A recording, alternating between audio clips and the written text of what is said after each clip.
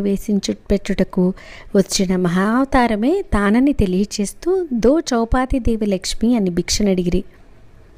వారి వాక్కులకు లీలలకు బోధనా పద్ధతులకు ఉన్న వ్యాకరణమును ఎవ్వరూ ఎరుగజాలరు.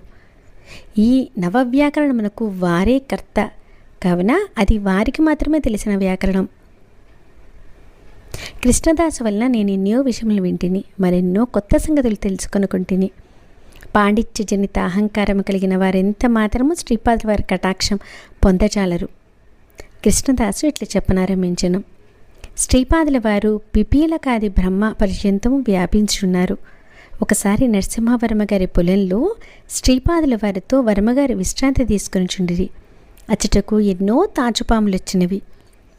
శ్రీపాదుల వారు విచిత్రంగా ప్రతి తాచుపాముకు దాని ముండెము నుండి తలను విడదీసిరి. వాటన్నిటినీ గుట్టలు గుట్టలుగా